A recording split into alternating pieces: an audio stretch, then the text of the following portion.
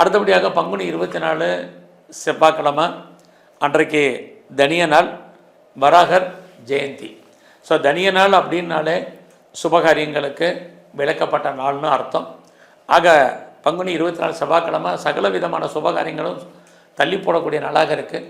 வராகமூர்த்தி அவருடைய ஜெயந்தி அன்றைக்கி இருக்குது.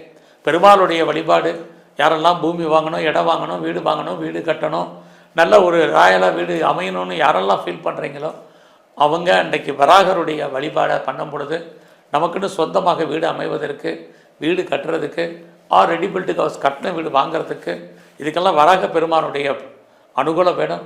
பூவராக பெருமாள் தான் இல்லை, வராகமூர்த்தியே அன்றைக்கு ஜெயந்தி அவரோட வழிபாடு பண்ணும் பொழுது நல்லது நடக்கும்.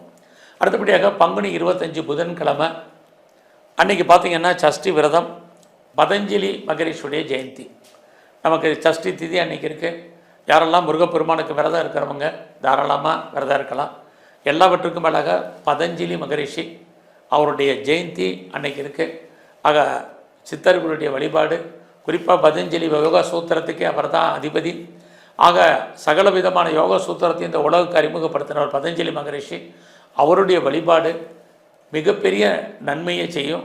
அன்றைக்கு அவருடைய ஜெயந்தி பிறந்த நாள், அவரை நினைக்கிறதும், அவரை மனதால் வழிபாடு பண்ணுறதும், அவரை நினச்சி நம்ம தியானம் பண்ணுறதும், எங்கிருந்தாலும் அவருடைய அனுகூலம் அனுகிரகம் நமக்கு பரிபூர்ணமாக கிடைப்பதற்கான வாய்ப்பு இருக்குது. யோக சூத்திரத்துக்கான அதிபதியான பதஞ்சலி மகரிஷியை அன்றைக்கி நம்ம நல்லா வழிபாடு பண்ணுவோம். அடுத்தபடியாக பங்குனி 26 வியாழக்கிழமை பெருசாக ஒன்றும் விசேஷம் அன்றைக்கு இல்லை.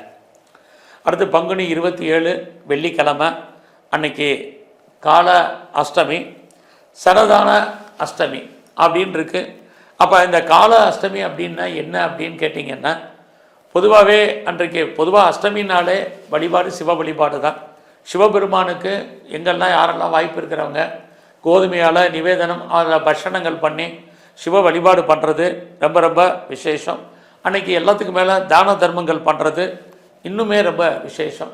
ஆக அன்றைக்கு காலாஷ்டமியில் நம்முடைய சிவ வழிபாடும் நந்தியம்பெருமானுடைய வழிபாடும் தான் ரொம்ப பிரதானம். குறிப்பாக சிவ தரிசனம், சிவனுக்கு பிடிச்ச பதார்த்தங்களை நைவேத்தியங்களை செஞ்சு படைச்சு மற்றவங்களுக்கு நம்ம கொடுத்து இறையருள் கிடைக்கிறதுக்கான வாய்ப்பை உருவாக்குறது தான் கால அஷ்டமி.